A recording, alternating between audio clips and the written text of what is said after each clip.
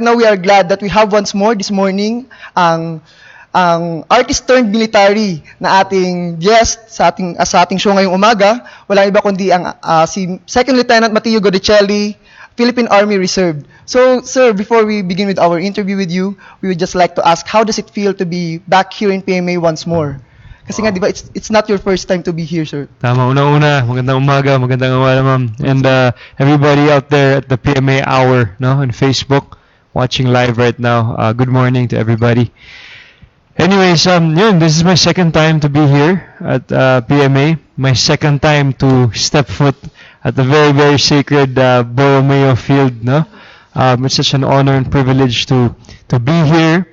Today, our activities were a little different, no? Kasi it was the first time to experience yung morning mess nyo, no? Yes. Kasama ng mga plebo. Yes, sir. And after, I think, almost 4 weeks, almost 1 month, this is the first time I saw my classmates again.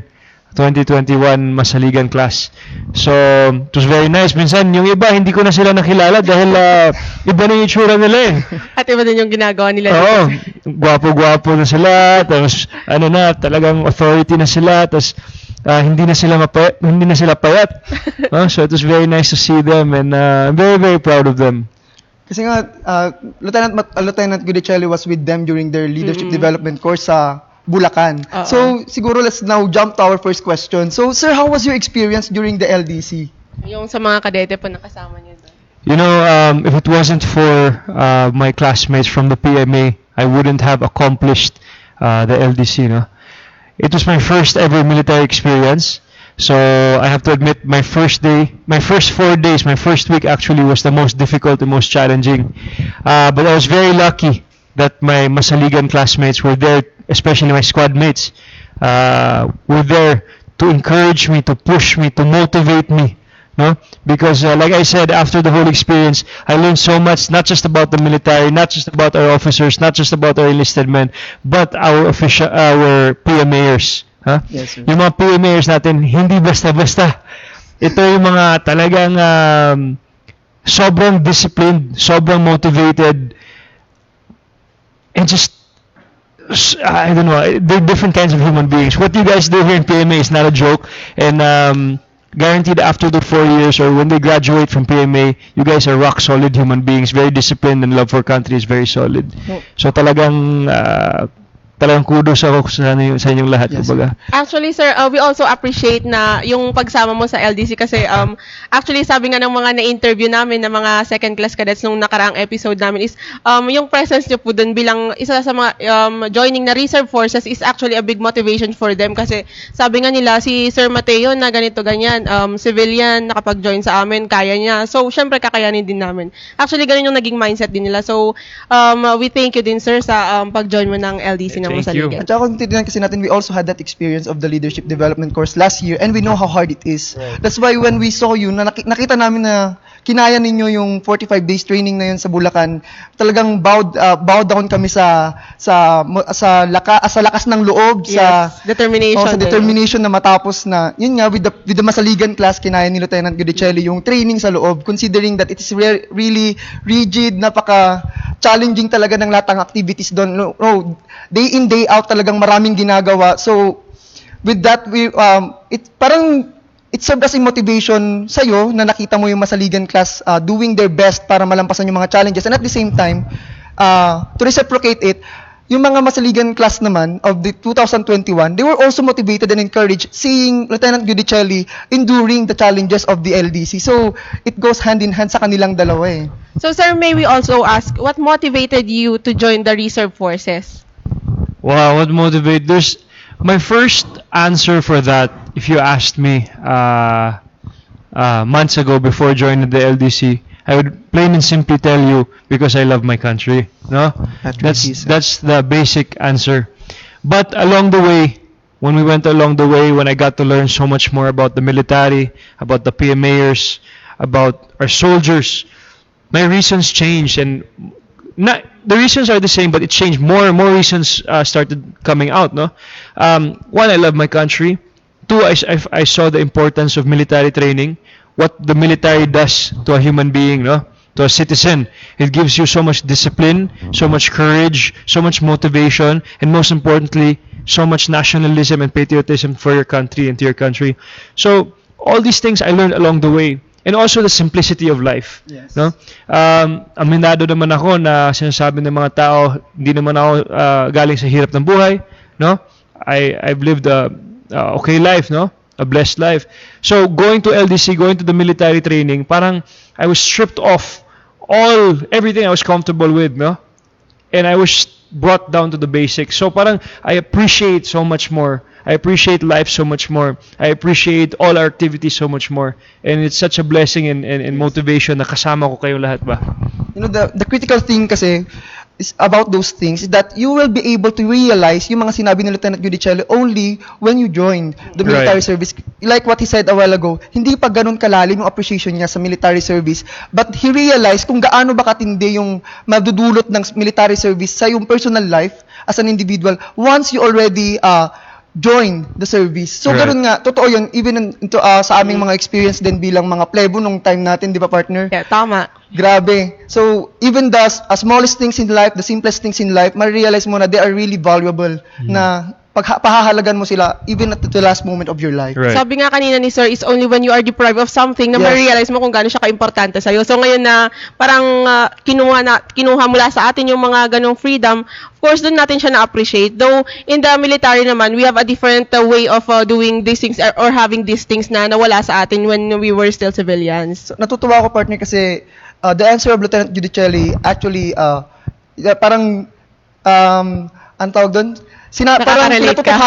pinatotohanan niya kung ano yung sinasabi ko sa ating mga kabataan nung mga previous episodes natin na joining the military service is not just about the benefits that you could get from it, but it is all about serving the country to the best that you can. Of course. And bringing out Patriotism, yes, sense of patriotism. the best potentials that you could actually contribute for our country. Right. So, patriotism at a different level. So, parang ganun siya.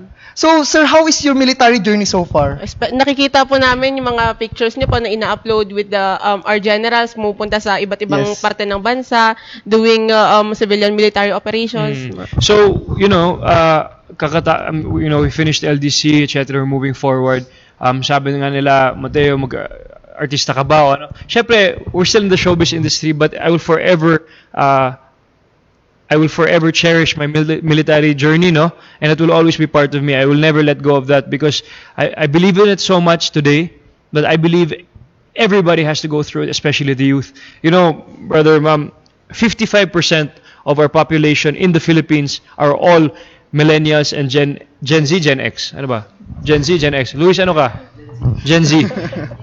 Millennials and Gen Z. 55%, huh? More than half of our population. So the more we have to encourage people to do this, to do the military training, no? Not necessarily, people can be patriotic in whatever they do. But the military kasi builds discipline, builds motivation, builds character. The things they build is hard to find in other things. Yes, you can find in sports, art, etc. But military is very, very important, especially in those younger ages, no? Yes. So I encourage everybody out there not just to join the reserve force, not to just join the army or the AFP, but if you're still of age, no, join the PMA, the Philippine Military Academy. It's one of the best experience you will have. I myself never had the chance. I'm 29 years old already. But I think the PMA, look at these guys here and my fellow classmates and the graduate people that graduated. These guys are future leaders, no? Future leaders of our country. And I think you guys have August 25 Yes. yata. August yung ano nyo. 25 po, yung Philippine Military Academy entrance examination po namin. So, doon po mag-exam yung mga may gustong pumasok dito sa PMA. So, I think as a... Siguro opportunity na rin to opportunity para to invite our Filipino our youth. Yun, yeah. PMAEE. You know, I'm a strong believer of the military after just 30 days. That's only 30 days. People might say, 30 days lang yan, push up ka na, tapos yun na yun. Whatever you might say, the military in 30 days changed my life. Changed the perspective of how I see the soldiers, how I see these guys, and how I see our country. So I encourage lahat ng kabataan natin, no? Instead of nasa laptop lang kayo or nasa computer games na kayo, let's go out there and create difference. create a change, because the youth is very, very powerful, and you can make a difference in this country. It's gonna be hard. Nothing great is easy. Everything is worth it. Kumbaga, everything with hard work is worth it. So I encourage everybody on August 25, August no? 25. Where the PMA is doing their entrance exams, and I hope you can tell your friends and be encouraged to join, because this is an experience of a lifetime, and it's hard, but in the end, when you graduate, you won't regret it. Kumbaga. Ayan. So, we thank you so much, sir, for being with us today and sa mga share mo na experiences mo during the LDC, and of Thank you, course, ma'am. your appreciation sa Philippine Military Academy, and of course, in behalf of To the military service as a whole.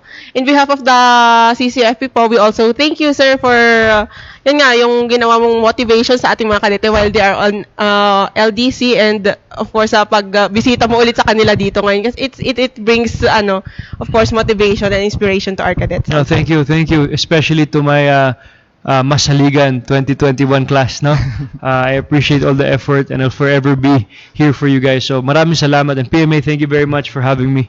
Natutuwa nga ako, partner, kasi yung mga underclass natin, yung mga second class natin, sinishare nila sa akin na si Lieutenant Guideceili, ina-add sila sa kanyang personal account sa Facebook. So, sabi ko, Bias lang sila dahil ako nagbibigay ng boodles doon. napaka-privileged naman ng mga body natin. Sabi ko, if we were just given the chance to be friends with Lieutenant Guideceili, sabi ko, siguro sa PMA or one time may interview natin siya. So here it comes. Kasama natin si Lieutenant Guideceili dito, and it's a great opportunity to hear firsthand mula sa ating tenyente ang kanyang mensahe tungkol sa kahalagahan ng pagsisilbi sa ating bayan. So, Sir, we are just curious, pahabol lang na question kasi natatanong din ng iba namin. How did your girlfriend, Miss Sarah Geronimo, take the news when parang nalaman niya na you are joining the LDC, sir? Siyempre, sa umpisa, natatakot, no? Sabi nila, bakit ko naman ginagawa ko to?